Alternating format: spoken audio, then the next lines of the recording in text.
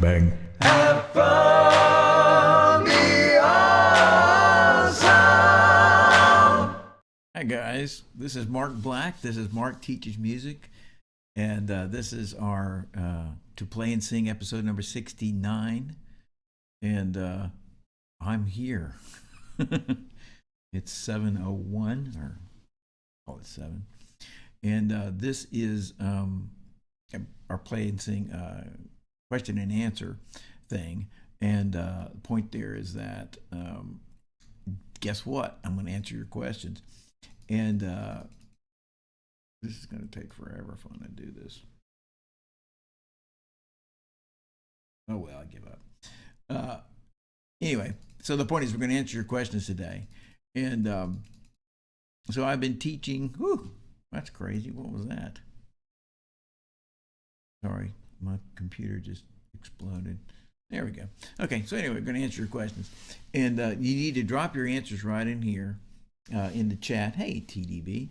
And so anyway, I'm all set to do all kind of wonderful things. And so in lieu of your questions, I'm going to go through, the things that students brought up this day. And not this day, this week. And not questions from them, but things they're having issues with.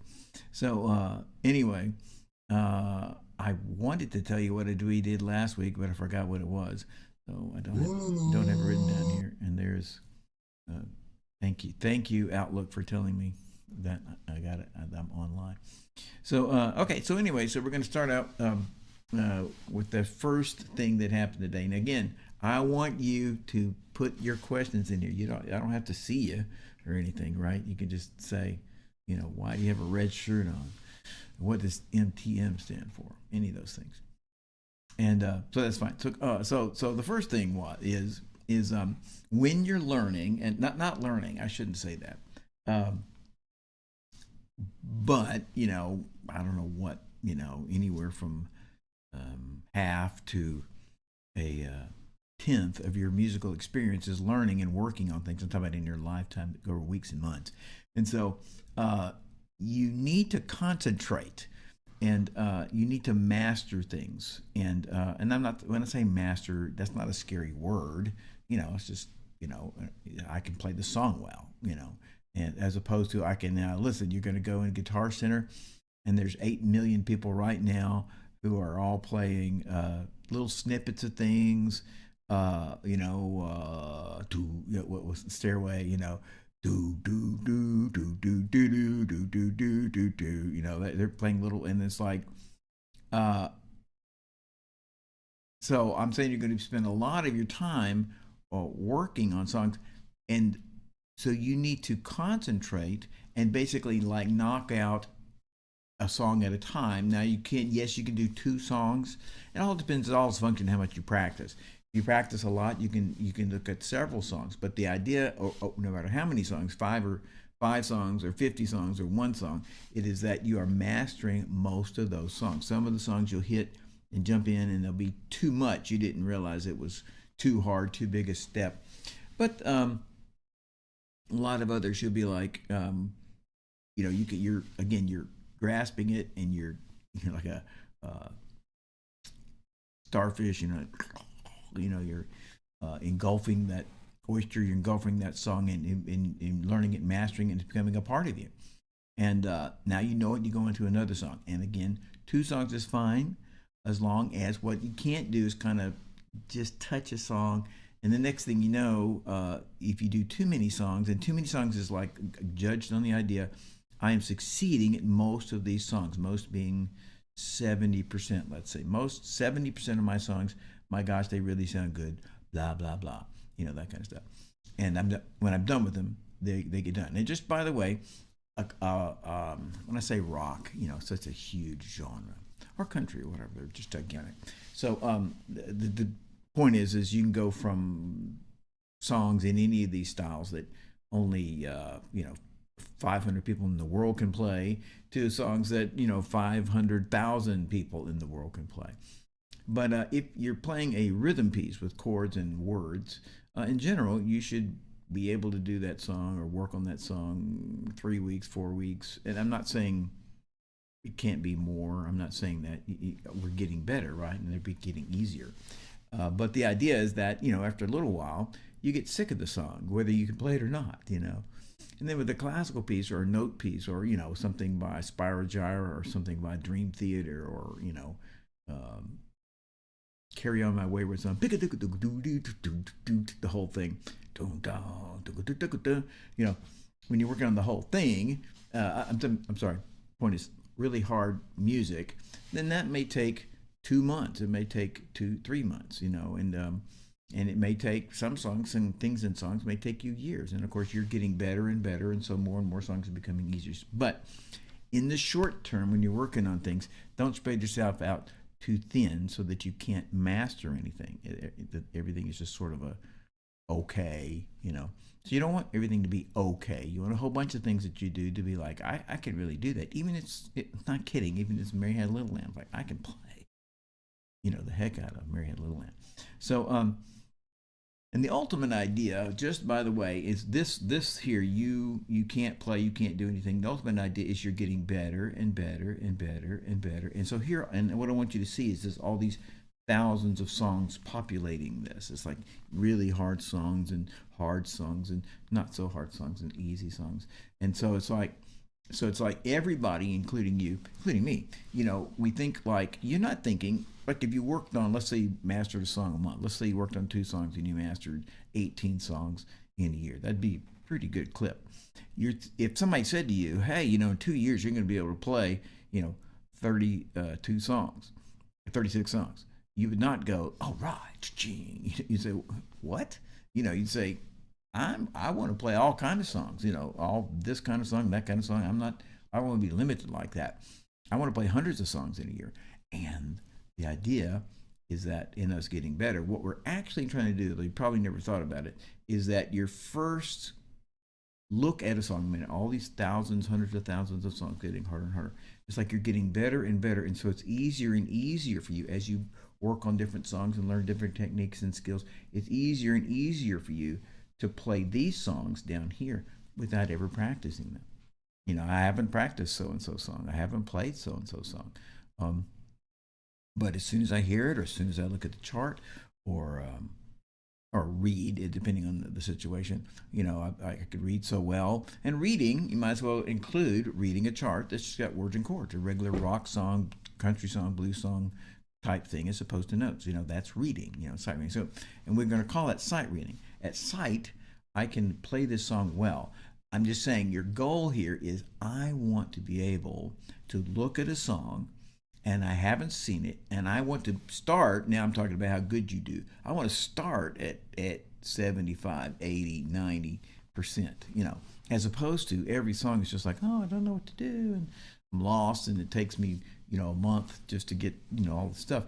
I'm not talking about at the beginning. I'm saying your goal is not to work on how am I going to get good? I'm going to work on these songs. So that means, you want to play 1,000 songs, you got to work on 1,000 songs. No, your goal is I'm going to work on 50 songs, and as I'm going to, each one, as I learn more and more, all these songs that I wanted to do, the different difficulties, like, I can do that without these kinds of songs, without having to practice them much or at all. Anyway, working on your sight reading.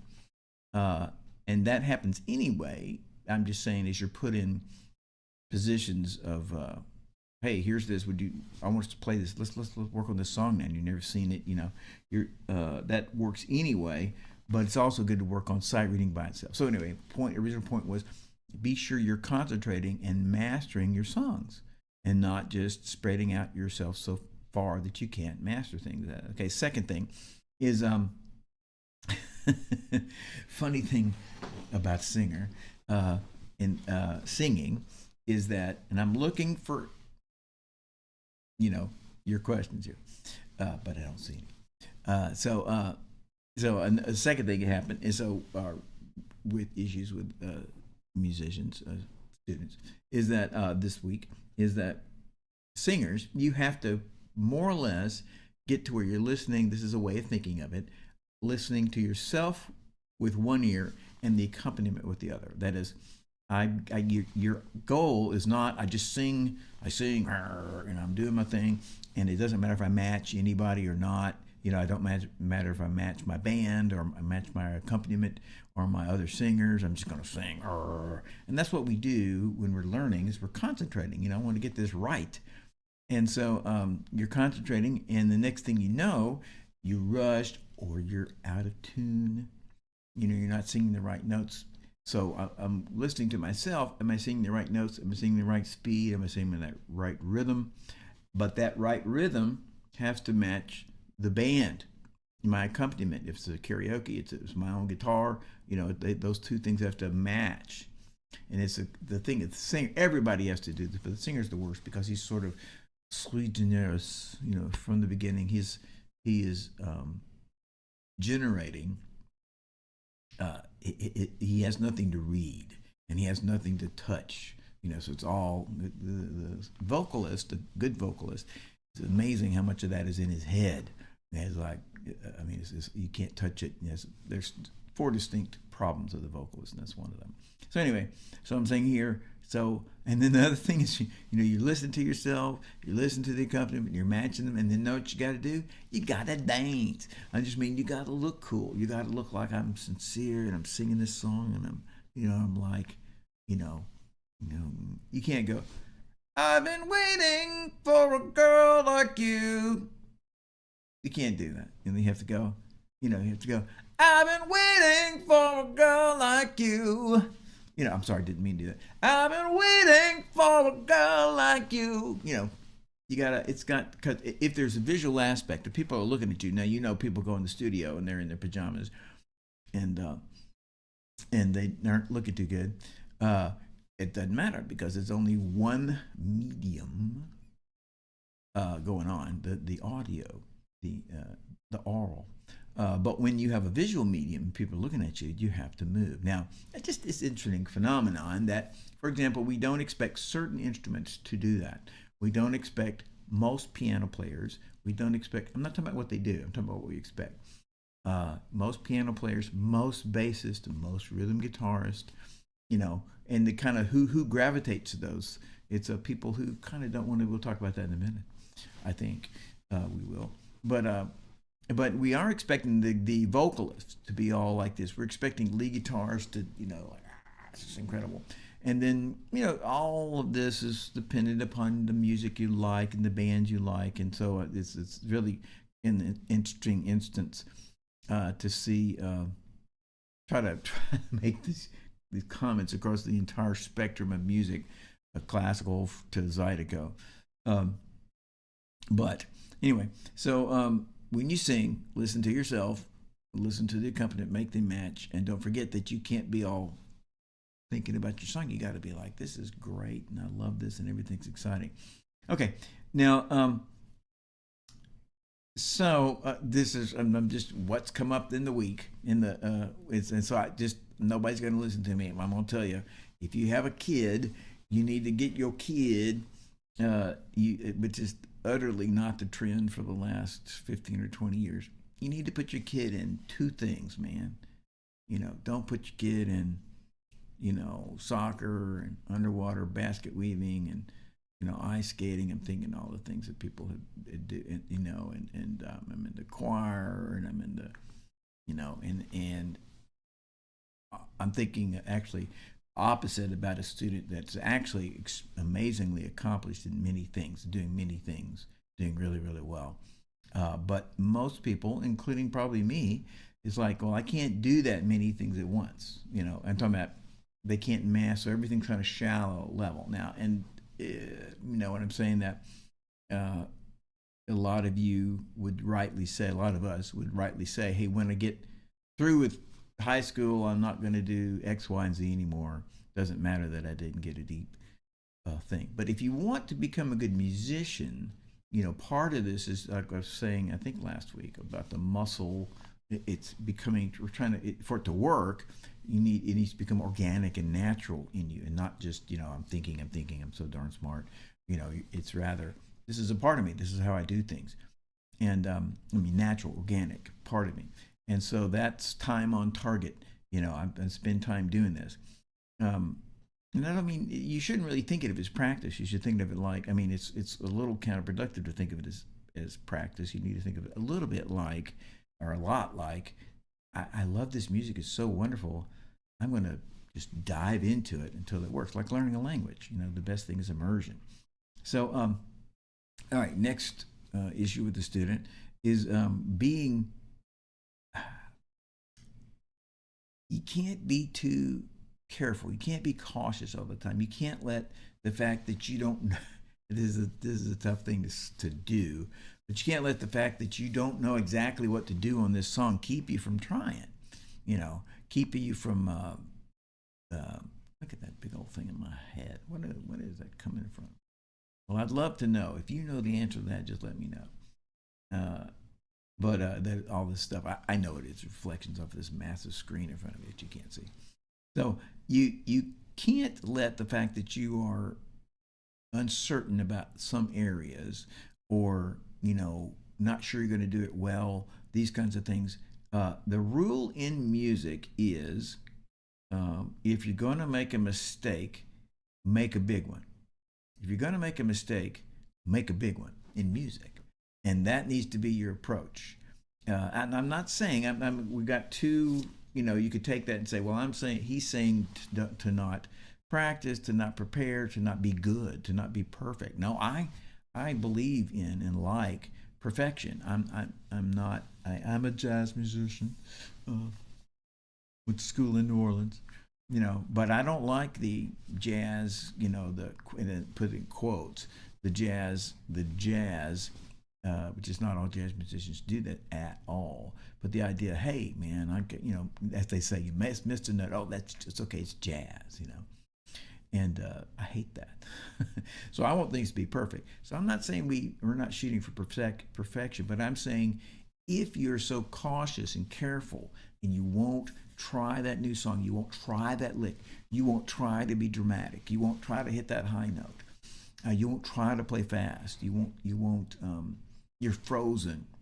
Didn't know, wasn't sure quite how to do this, so I just didn't do it. No, I'm afraid that what you need to do is you need to do the half-baked, not that great version, because that puts you out there, and now something can happen, and you can be corrected, and you can listen to the recording and say, wow, that was out of tune, or wow, my rhythm was off, or whatever, and you can work on that and fix that.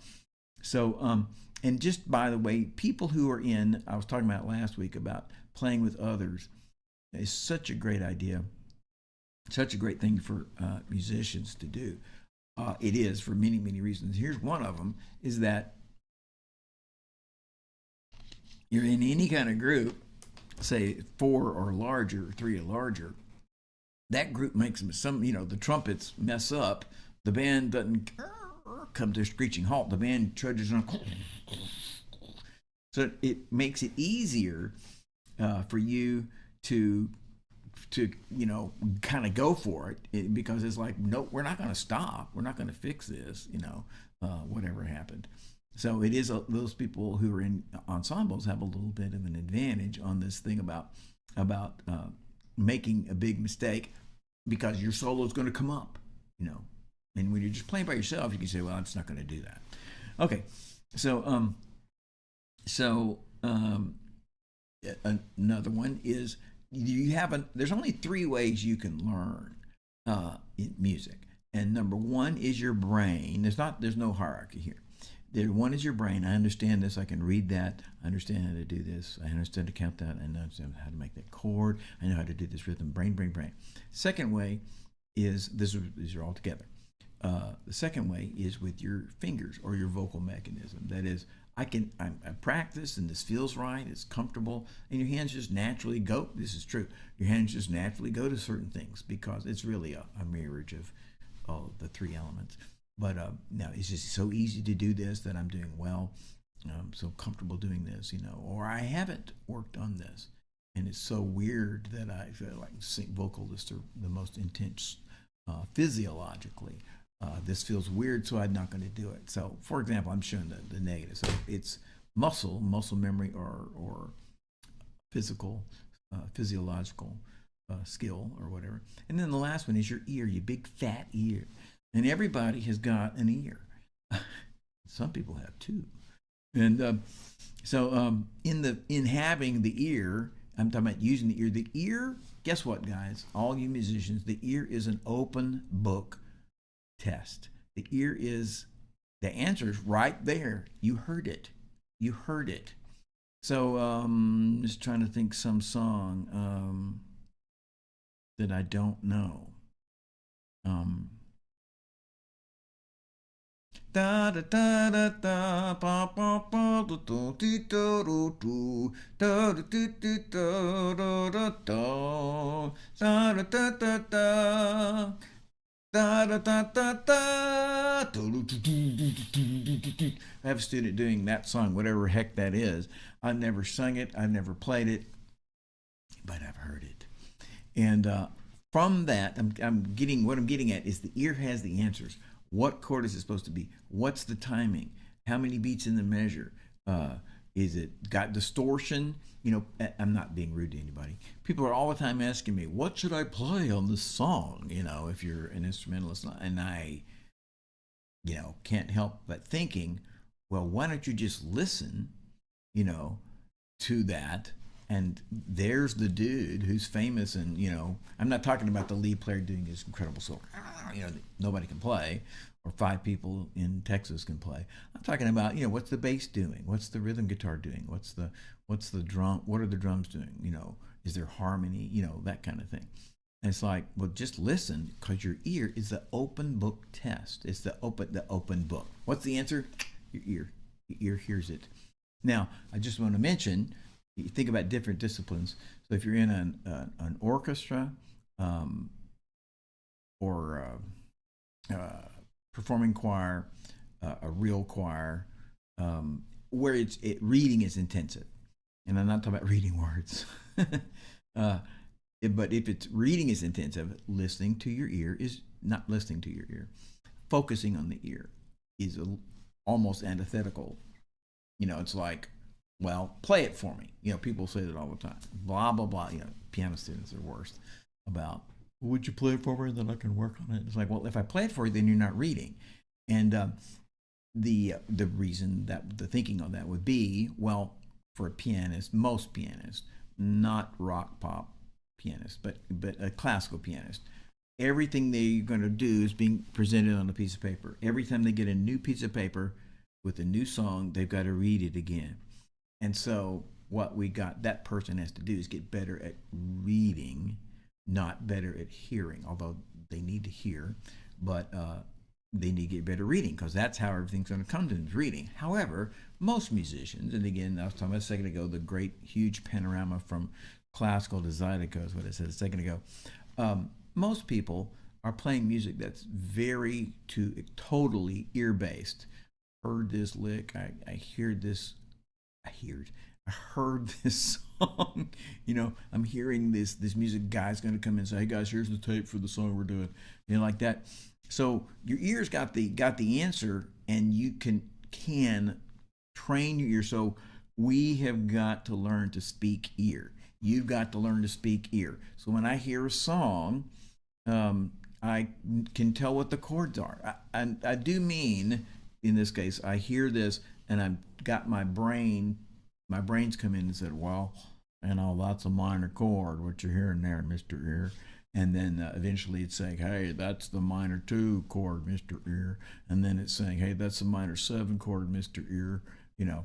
And we are teaching our ear, but I'm saying you need to learn to speak ear, man.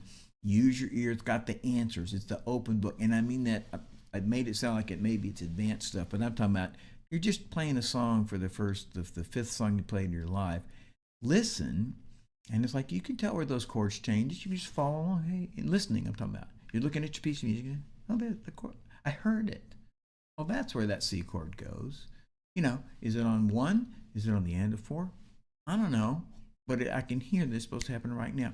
And just by the way, people in the great, again, panorama of what musicians are, good musicians, you have many people who are very, very orally ear skilled, and we could, as a generalization, say those people are in rock and they're in country, and they say play that and they can play it right back.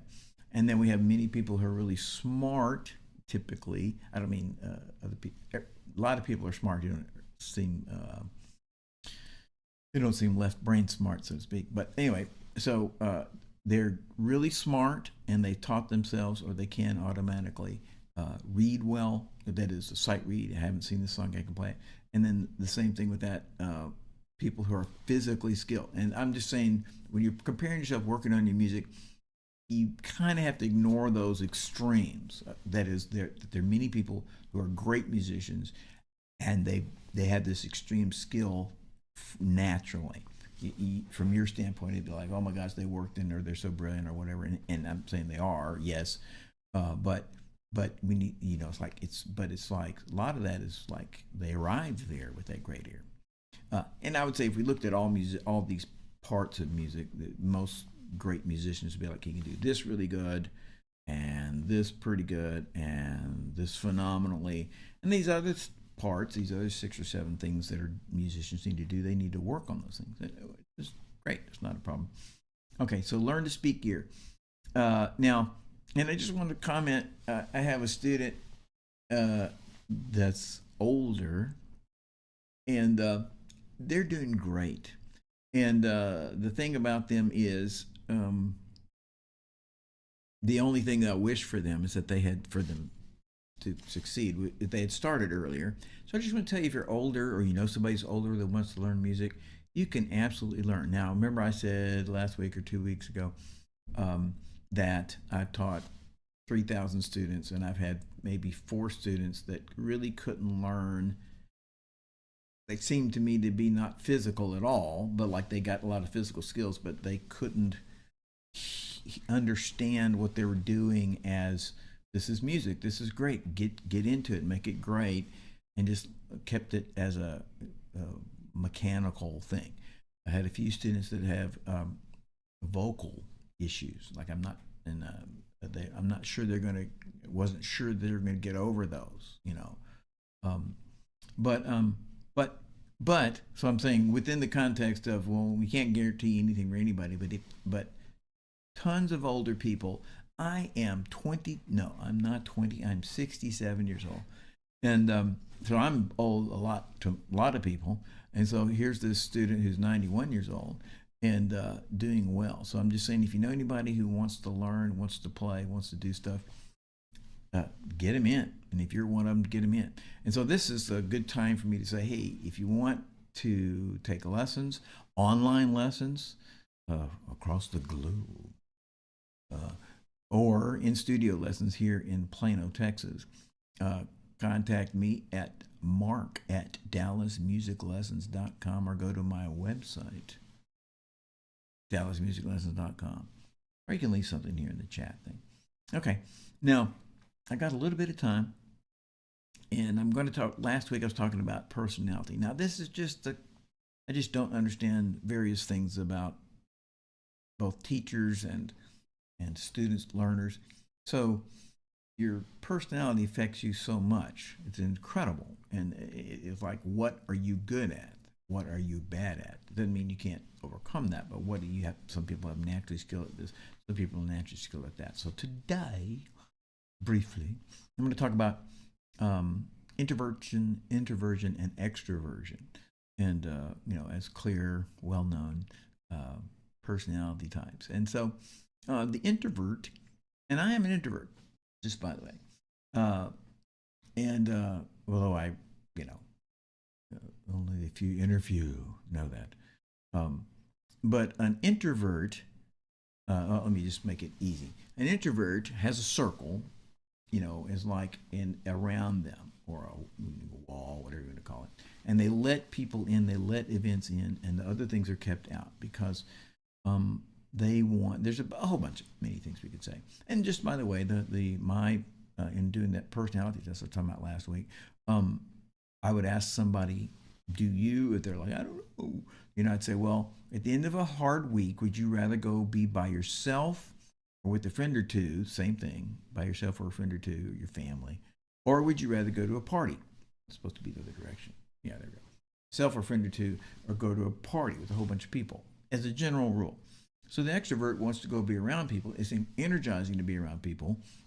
And the introvert wants to go be by themselves or with a few people to sort of recharge their battery. So the introvert is burning energy by being around people. It's tiring to them. The extrovert, that's his battery charge. Like, whoa, this is so awesome around these people. So how does this affect your music? Well, first off, if you don't want to perform in front of people, you're a jerk. No, it's very normal, because the introvert says, I don't want you to see you can see my past when I've got things done.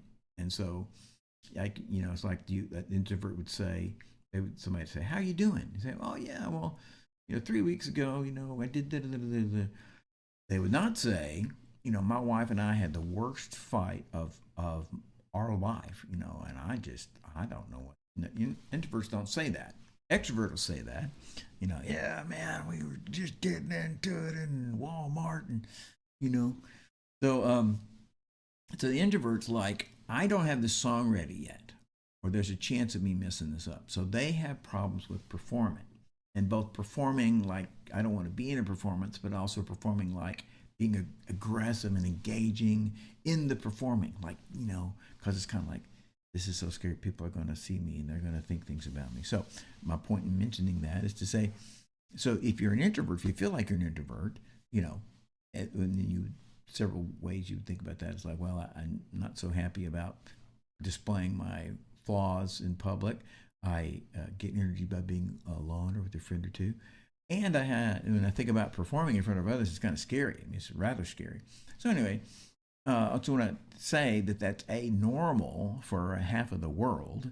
And then secondly, I want to say that you can solve that. And it is not just get out there and do it, sucker. And what I get my students to do, I want you to do, is the idea is that you need to look at it like, I need to perform 200 times before I'm going to be relaxed in front of an audience. Now, those 200 performances can be in front of not your cat, but they can be in front of your mom or your friend, or not the pastor, but after church, for, two people in the music group. Hey, would y'all listen to this song?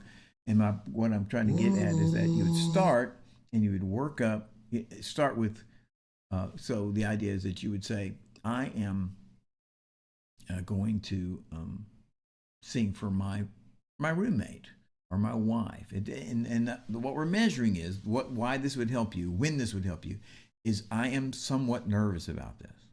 If you're scared to death about it, then you need to find something. Maybe you do need to sing for your dog. But the point is like, if I'm somewhat nervous, somewhat under pressure about this, then that's a good person to play for, to sing for. If you have 100 friends, you would sing for them one at a time, one and then another one, and not in a group, because that gets rid of it. We want many, many little performances. And you'll go through that and you'll get better and better. Why? Because each time you discover that, hey, I lived, I'm still alive. And then after you do it 4 or 5 times, you'll be like, I didn't do that too bad. That wasn't so bad, that one, And so you get your nervousness, your feeling under pressure because you're in front of people, gets less and less and less tinily every time you play for other people. And it doesn't seem to me that you can practice your way out of that. No matter how good you are, it seems to be more of a temperamental thing. Hey, what about the extroverts? Well, oddly enough, I find this very interesting, but a lot of my extroverts get so darn excited, woo, woo, woo,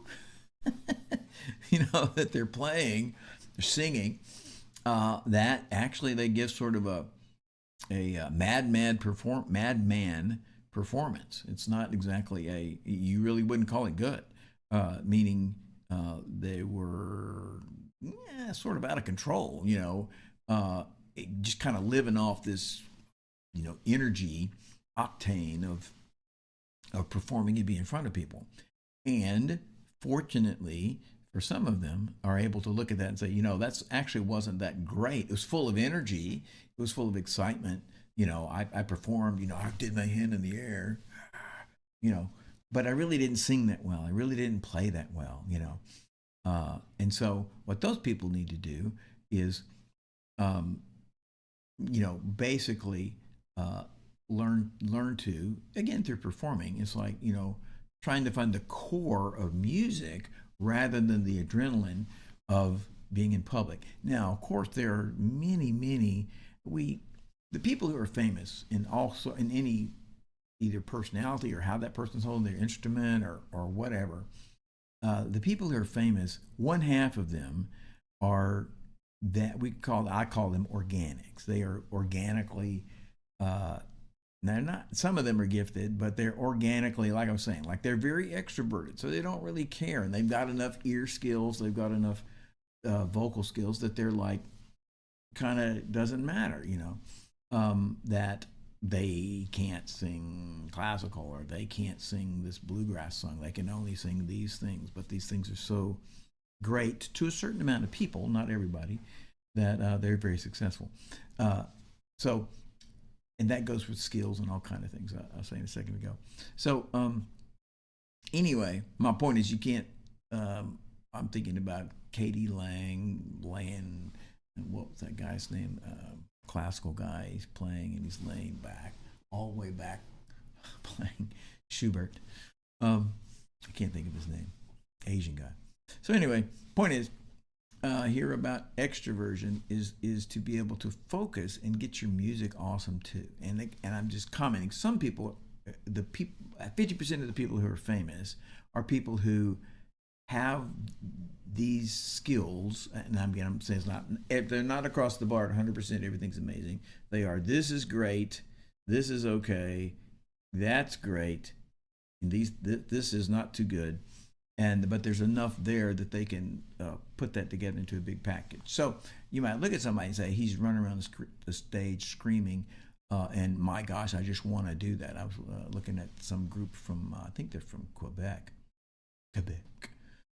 And there's two guys, and they got polka dots all in their face. One's got the suit with the black and white polka dots. The other's got a suit, and he's white and black polka dots. And the half of the point of that is the visual. Not bad. That's not wrong. Not wrong to have a visually exciting thing. So anyway, you're extroverted. Get a focus for beautiful music. You're introverted. Get out there and perform in a low key, growing key intensity so that you can make your music. You can give your music to people. And okay, there you go. So I'm Mark Black. This is Mark Teaches Music. This is our To Play and Sing. This is episode, what is it? 69, I think. You should take lessons. Have fun. Be awesome. I said, like, subscribe. You know you should. Oh yeah, have fun. Be awesome. Like, subscribe. Have fun. Be awesome. You know you should. Have fun.